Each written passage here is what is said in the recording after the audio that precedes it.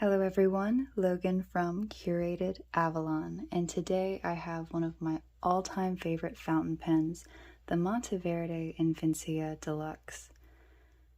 This was my first, more expensive fountain pen that I bought years ago. It's in the $100 range, so that went from the $15 to $30 range of a fountain pen to $100 for me, and that was a really big step.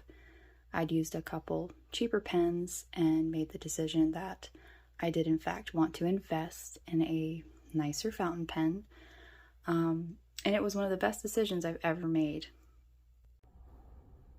I had always had an interest in fountain pens even at an early age. I used to make my own quill pens and inks.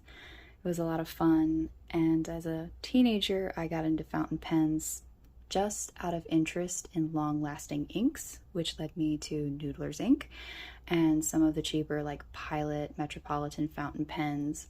I used them for a while, but they were a little bit difficult to keep track of because, I don't know, they were just kind of heavy, a little obnoxious to hold on to. They were always rolling into the sofa. They're a great pen, don't get me wrong, but I wasn't taking care of them, and I thought, you know what, if I spend money on a more expensive pen, I'm not going to take care of it. So I dropped fountain pens for a few years and came back to it because of wrist fatigue.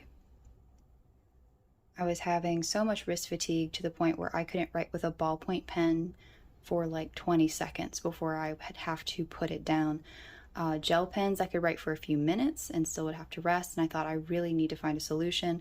Came back to fountain pens and decided to make an investment in a $100 fountain pen.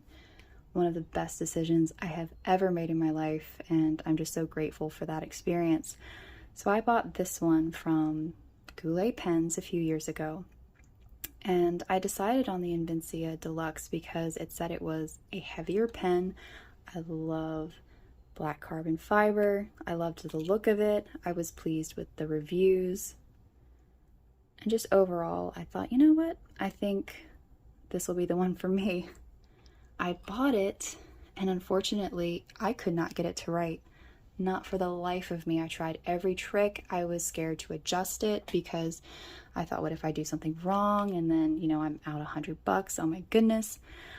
So I contacted Goulet. They took it back. They adjusted it, sent it back to me, and it's been one of my absolute favorite pens ever since. So I was always very grateful to them for taking a potentially terrible fountain pen experience, which could have put me off fountain pens forever, and making it one of the most positive I've ever had. So this is an onion skin journal notepad. Their little cover design.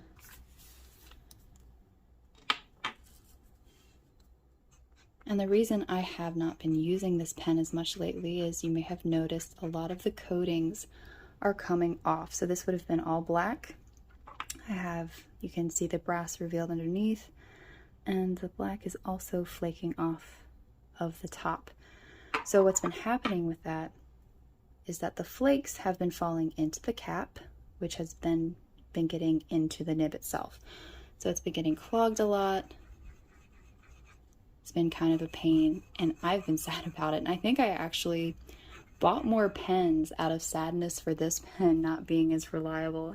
I think that's what led up to the Leonardo purchases last year, getting those two Leonardo pens. Not only did they completely wow me, but I think I was just also sad about this pen. You could buy another one. I know it's not going to be the same. This one was just absolutely perfect. So I was able to get a lot of the flaking down, and it's been more reliable over the past few weeks. I've been able to scrape more of it off.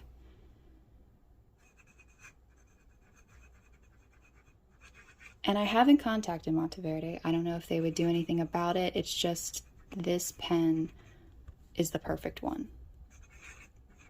It was, absolutely adjusted perfectly for me. And I love it. Even, oh my goodness, I'm trying to talk and write at the same time. Doesn't always work. Even after all these years, still my favorite.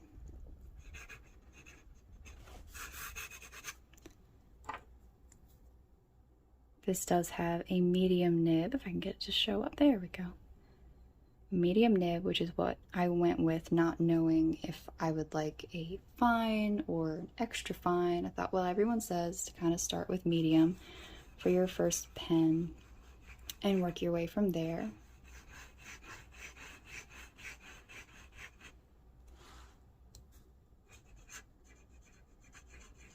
And I am using Noodler's ink, Dark Matter.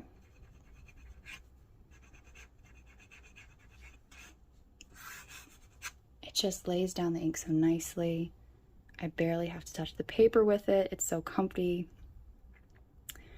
But yeah.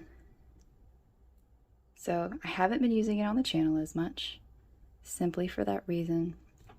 But it is still, I hate to say that it's in my top 10 because, I mean, technically it's like in my top 2. If I had never had a Pilot Vanishing Point, this would probably still be my most used fountain pen.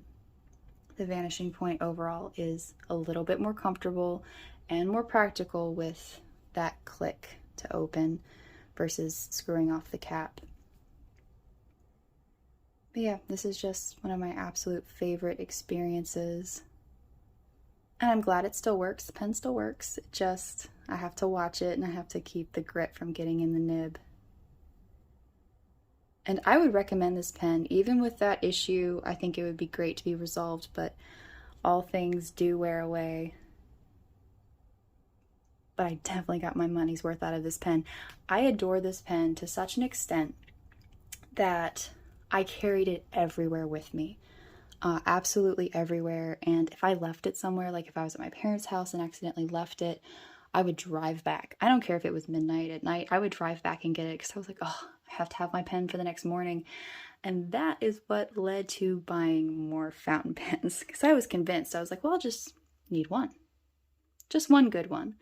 Which led to, I really need to have one that stays in my bag and then one that stays at home. That way, you know, I don't have to worry about taking it with me. I'll just always have one either at home or in my bag. It'll be great.